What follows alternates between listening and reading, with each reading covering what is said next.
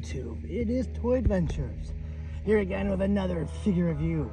And as you can see, we're clearly not at the compound. We're on site. And that can only mean one thing. It's a special review. It's always a special review, and we're getting to take a look at a brand new Spinosaurus. Guys, today we're taking a look at the slash attacking Spinosaurus. This is Epic Attack's take on the Spinosaurus. Epic Attack figures have been rather hit or miss.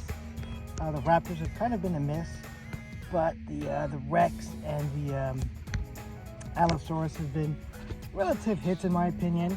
I'd certainly like the new Camp Cretaceous or Chaos Theory Rex. That's in the same kind of vein as this. It's clearly different, as you can see. It is not the same mold we are used to with Spinosaurus from Mattel. It's still the same vein, but clearly a different mold. Look at that spine. It's pretty rugged and jagged and gnarled. So definitely not what we're used to.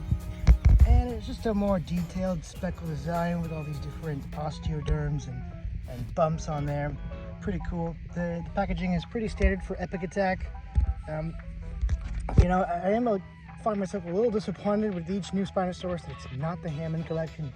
Not the Hammond collection. You know, these are all kind of distractions, but this one is different enough. It's not just another repaint that I'm okay with it. Its action gimmick is a little not what I wanted. It's what I wanted and not what I wanted at the same time, but I'll get into that when we get to the actual review back at the compound. But here we're just taking a look at the box. So let's take a look at the back. Multiple activation areas. You have a button on the side. You have obviously the spine that comes away for that dino damage feature, and you have the arms, that slash and attack. So you do get multiple sound features. The sounds on this one are actually accurate, which is really nice. And well, the box is pretty standard. Down there you can see there's the Herrerasaurus, Pyroraptor, and Baryonyx. So those are the others in the Epic Attack range. So that's pretty much it for the packaging on this guy. Pretty standard, pretty interesting colors. Let's go ahead and get back to the compound so we can let the Spinosaurus free and take a better look at her. All right, here we are back at the compound with our big beast here, the Spinosaurus. So obviously with the Epic Attack line, they kind of do their own thing. They're not really following any movie per se. They kind of just want to make them look gnarled and just absolutely crazy. They want to mess up the proportions and everything and give them big osteoderms and just make them look, well, as gnarly as possible. That's really the best word I can think for it, is they're just trying to make these things look menacing, threatening, whatever you could say. And I think it looks pretty good here. I mean, I'm not a big fan of the spine. It kind of looks like it got melted a little bit. It just looks a little deformed rather than gnarled, but it is still in kind of a neat look. I do like the sculpt on the body a lot. It's very different from the Spinosaurs we've gotten before. Instead of it being more large scale plated, it's more just pebbled and osteoderm-y. You see all these thick pebbles here, these big old boulders on its skin. Very unique design for the Epic Attack line. You really don't see this in anything alive, really. I mean, not that I could think of, where you have these kind of giant, almost tumor-like scales on the creature, but it does give it a very wild and crazy look. Coming over to the back, the tail's pretty tame. There's really nothing crazy going on with the tail. Of course, you have that big old scan feature that no one likes, but yeah, you know, unlike Hasbro, we don't have to worry about the side that the box is facing, so it still looks good and still looks nice. I like the colors they picked for this thing. I just don't like how they're applied. I mean, it has a really nice color palette. It's just, there's no body, but there's no like underbody color.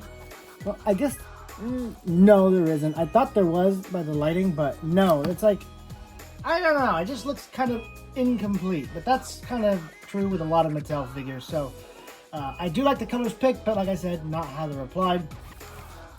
So on this side, it's completely normal. There's no buttons or anything kind of obscuring the mold, which is nice. So if you prefer to display it completely undisturbed, this would be the way. But this thing does have gimmicks. And one thing I want to note is, unlike most epic attacks, like the Baryonyx, the Dilophosaurus, and the Velociraptor, they were all increased in size. So the Raptor was much bigger than our average Raptor. The Baryonyx was bigger than our usual Baryonyx. But this Spinosaurus is about the same size, if not a little smaller, just like a tad bit than our usual Spinosaurus. So it's kind of interesting. Then again, I think we got an epic attack T-Rex. I don't know if the Camp Cretaceous one and this one are kind of in the same vein. They feel like it with their gimmicks, but yeah, it's kind of interesting that they didn't upscale the Spinosaurus. That would have been really cool to maybe get a, I don't know, maybe a 6-inch-ish scale Spinosaurus, you know, kind of in that ballpark. But they just gave us a regular sized one, and that's fine. Another kind of proportion thing that I think is a little weird with this guy is his snout is really long. I thought it was just angles and pictures, but no, it is super long. This guy has got a beak on him, and I don't know why. I mean, they really exaggerated the crocodilian snout, and it just seems a little too long. It just looks a little, like I said, deformed, just a little wrong and almost cartoony, especially on camera. I mean, look at that thing. It's huge. Way too long. So I guess I don't know if that was a stylistic choice or an accident on the proportions director's part. I'm not sure, but anyway, our Spinosaurus does have 3 different gimmicks. Of course, you have this big old button right here. You got the lights right there in the wound, and he does have roars. And these are accurate Spinosaurus roars.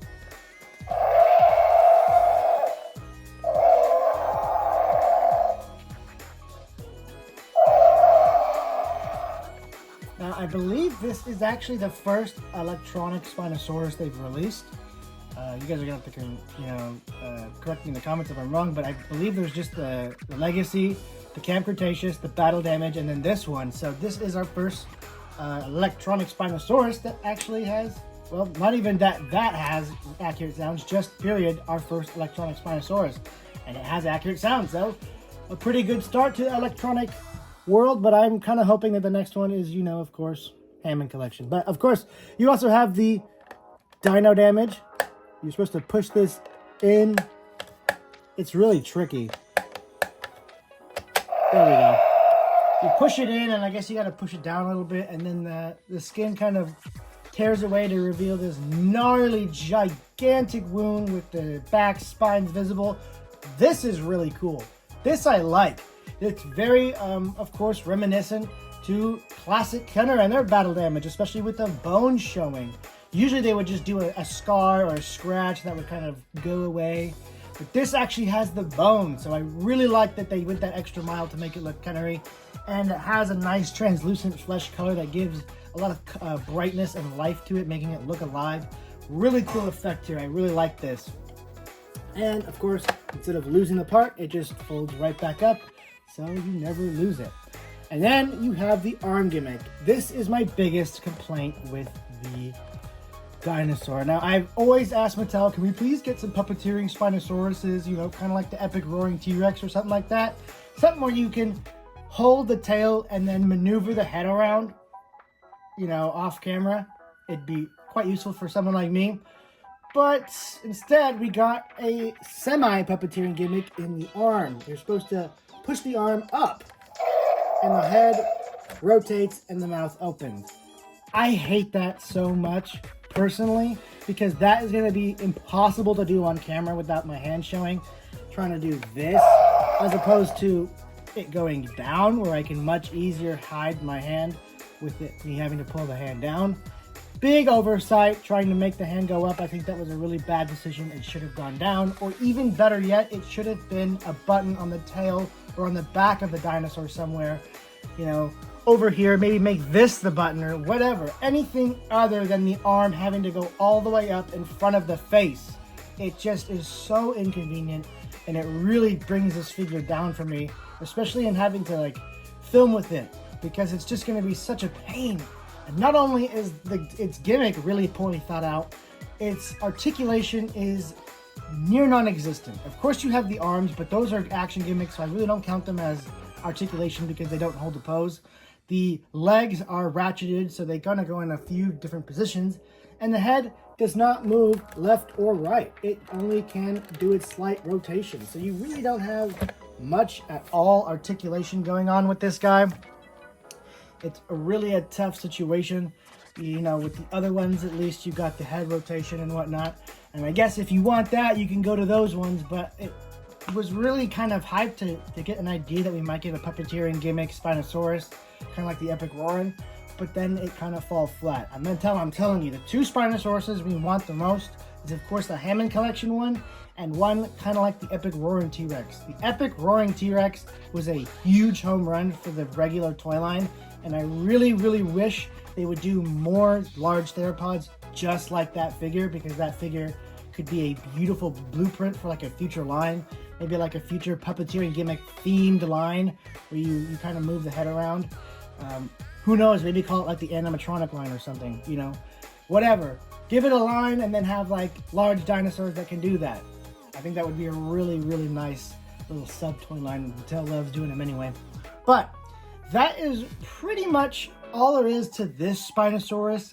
You got the arm gimmick, you got the little button that makes sounds and doesn't do anything more. And then of course you got the really cool battle damage on the sail.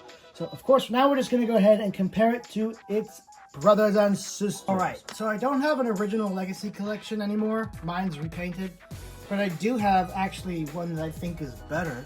I think this is their best Spinosaurus yet, which is the Camp Cretaceous Spinosaurus. It's pretty much just the Legacy one. Mine's gotten loose. The Spinosaurus mold in general is kind of dated, but I still love this Camp Cretaceous one. It has the best colors in my opinion. It just has a solid color scheme, and that's saying a lot for Mattel. Like out of the box, this thing just looks very satisfying, and I like it. And as you can see, this one is neat, but it is clearly very different. But I also kind of like that. It gives you a chance to make a unique character, and that's what, of course, what I'm going to do. This Spinosaurus is, of course, getting a repaint. I do have an extra one of these. I'm going to have to check their prices on eBay and make sure I'm not repainting something too valuable, but I might repaint my second one of these. I have it in box in storage right now. I can easily just get it out and, you know, put some kind of project on it, but I want to make sure that it's not too valuable, because I like to just keep them for insurance reasons, maybe, you know, in case this one gets lost or anything. I want to make sure that if I have to replace it, it's not going to be too expensive. I don't think so. These are actually pretty available and pretty readily available. I think these even got clearanced at one point because of how available they are, so I don't think this Camp Cretaceous Spinosaurus is too hard to get, which I'm glad, because like I said, it's the best one, so everyone gets a chance to get it. And then you have, well, I can't say it's the worst, because I kind of think this one is the worst, but not really, actually. I think this one is their worst Spinosaurus yet. Let me tell you, the colors were bad. They were very boring, and they thought they were cooking with the battle damage gimmick here. Not only is it just egregiously obvious that there is a giant skin flap right here, the rubber on it is rotting, the juice blood inside the wound has already leaked out and is now causing this figure to be an endless blood leaking mess. I feel like this doll is, I said doll because I was about to say cursed. I was thinking of a cursed doll, but this Spinosaurus is like a cursed doll, where it's just like, you know how some of them have that myth of them constantly growing hair or bleeding tears? That's what this thing does. It's an endless bleeding Spinosaurus. It's like a cursed, you know, bad omen doll. It's like a haunted Spinosaurus, endlessly bleeding. Because look at it, it's still bleeding. It's seeping out of the bottom. And my tailbone, but that's a different story. Mattel, never put fake blood in your figures again. We can buy fake blood separately, okay? Please. That sucks, because this was... nah, never mind. This thing ruins this figure for me. I hate this big skin flap. Much prefer how they do it with this new one. So, in my opinion, it goes the Camp Cretaceous Spino, the Legacy Collection Spino, and then our brand new Epic Attack Spinosaurus. Like I said, the reasons it got dragged down is because of its limited everything. Its action gimmick is poorly thought out, and its articulation is non-existent. It holds it back because this could have been a really awesome toy. I mean, electronic sounds, the Spinosaurus roar, dino damage. A lot of really cool ideas were put into this thing, but a lot of really bad execution was also put into this thing. So Mattel, take the lessons learned and either make a better Spinosaurus toy, a puppeteered one, or just go for gold and get the Hammond collection out so we can buy 1 million of them. You know you're going to make $1 billion off of that thing. We're all going to buy a couple of them, if not to save out of them, because Spinosaurus toys always go crazy valuable. But to repaint 1 billion times. I got a bunch of really good Spinosaurus ideas, but I don't want to waste them on this one. I got an idea for this one, but nothing too spectacular. No jungle Spinosaurus from the Ryakatak line, but I do have plans. And you guys will have to stay tuned to see what I do with this big guy, because it's going to be something neat. Anyway, guys, that has been my review on the new Epic Attack Spinosaurus. I'm going to have to give it a 7 out of 10. It's cool, and if you're more of just a on-shelf collector, this is still going to be great on your shelf. It's going to stand out. It's going to look different. And it's going to, never get loose, because these legs are some serious racketed no-nonsense, which makes me excited if they do another Spinosaurus toy, because that is the critical fatal flaw of these old ones. These old ones are really good toys, but their legs give out so fast. So the fact that they mastered stiff legs makes me excited for a improvement on the Spinosaurus design, or like I said, just go for gold. Give us the Hammond collection. Anyway, guys, that has been my review. Thank you all so much for watching, and I'll catch you guys in the next video. This has been Toy Adventures, signing out. Peace!